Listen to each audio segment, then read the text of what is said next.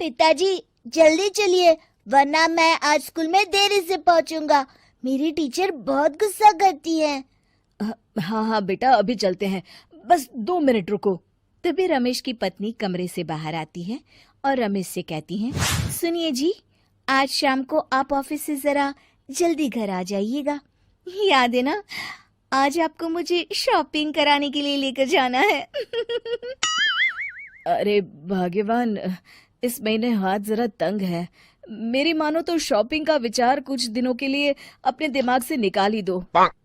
मैं तुम्हें अगले महीने पक्का शॉपिंग कराने ले जाऊंगा।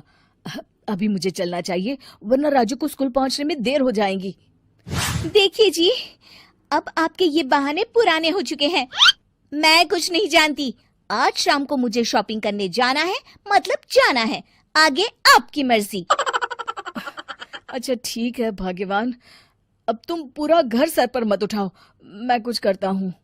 इतना कहकर रमेश अपने बेटे राजू को लेकर वहां से चला जाता है।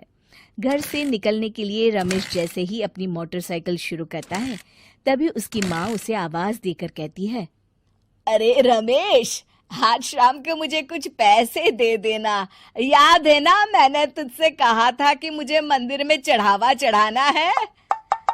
अरे माँ, मेरी तनख्वाह आने में अभी 10 दिन बचे हैं। अभी मेरे पास बिल्कुल पैसे नहीं है।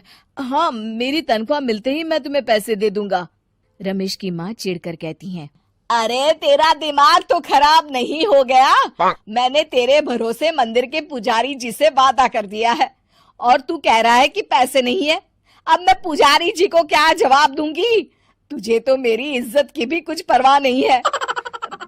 अच्छा ठीक है माँ, अब तुम गुस्सा मत करो, मैं शाम तक कुछ इंतजाम करता हूँ।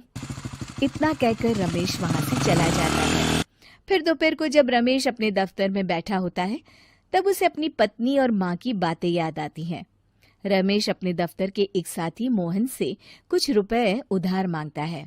अरे भाई मोहन, मेरा एक छोटा सा काम कर दो, मुझे कुछ रुपयों की सख्त जरूरत है। मुझे कुछ दिनों के लिए क्या तुम रुपए उधार दे सकते हो?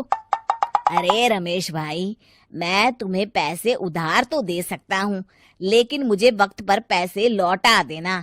वैसे भी मेरा मानना है कि दोस्ती यारी में कभी पैसों का व्यवहार नहीं करना चाहिए। ये कहावत तो तुमने सुनी ही होगी कि उधार प्रेम की कैंची है। मैं नहीं चाहता कि पैसों को लेकर हमारा रिश्ता खराब हो।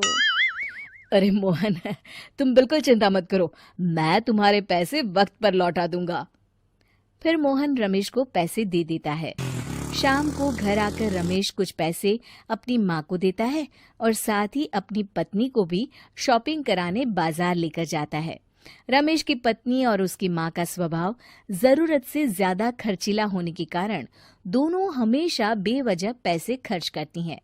फिर एक दिन, सुनिए जी, अगले हफ्ते हमने छुट्टियों में कहीं बाहर जाने का प्लान बनाया था। आपने पैसों का इंतजाम कर लिया ना?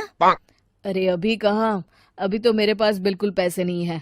हम कभी और चले जाएंगे। देखिए जी, मैंने सभी सहेलियों से कह दिया है कि मैं बाहर घूमने जा रही हूँ। अगर मैं नहीं गई तो सब मुझ पर हंसेंगी। आप कहीं से भी पैसों का इंतजाम कीजिए जी। इतना कहकर रमेश की पत्नी वहां से चली जाती है।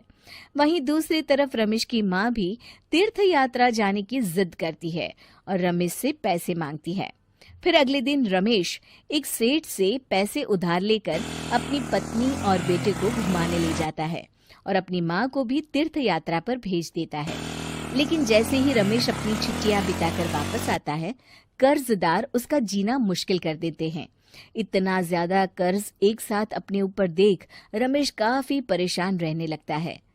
फिर एक दिन राजू की स्कूल की फीस वक्त पर न भर पाने के कारण रमेश को स्कूल में बुलाया जाता है।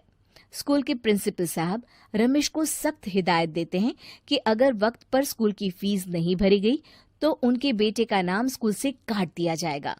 अपने बेटे की स्कूल की फीस भरने के लिए रमेश अपने दोस्त गिरधारी से कुछ पैसे उधार ले लेता है और स्कूल की फीस भर देता है। रमेश की माँ और उसकी पत्नी खर्चे और घर की जिम्मेदारी संभालते संभालते धीरे धीरे रमेश पूरी तरह कर्ज में डूब जाता है। और तभी एक दिन दफ्तर में काम करते समय रमेश की तबीयत अचानक बिगड़ जाती है और वो बेहोश होकर गिर पड़ता है। उसे जल्दी से पास के एक अस्पताल में भर्ती कराया जाता है। रमेश के घर वालों को ये बात पता चल जाती है तो वे सभी अस्पताल पहुंचते हैं। अस्पताल के डॉक्टर साहब उन्हें बताते हैं, देखिए, देर रात तक जागने और जरूरत से ज्यादा काम करने की वजह से इन्हें चक्कर आ गया था।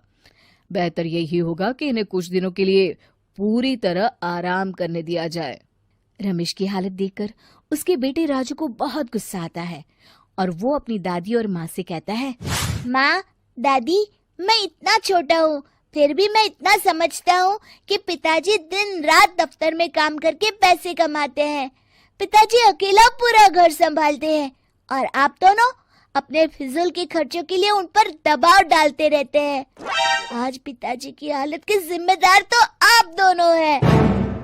राजू की समझदारी भरी बातें सुनकर रमेश की माँ और पत्नी को अपनी गलती का एहसास होता है और दोनों की आंखों में आंसू आ जाते हैं।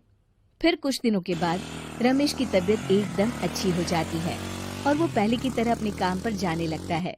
रमेश की माँ और पत्नी अब उसे किसी प्रकार की कोई तकलीफ नहीं देते और ना ही उससे किसी चीज की मांग करते हैं। फिर देखते ही देखते रमेश अपने कर्ज के सारे पैसे चुका देता है। उसकी जिंदगी पहले की तरह अच्छी हो जाती है और वो अपने परिवार के साथ खुशी खुशी रहने लगता है। शिक्षा, हमारे रिश्ते एक तराजू की तरह होते हैं जिसकी दोनों ओर जिम्मेदारी और समझदारी का वजन बराबर होना चाहिए।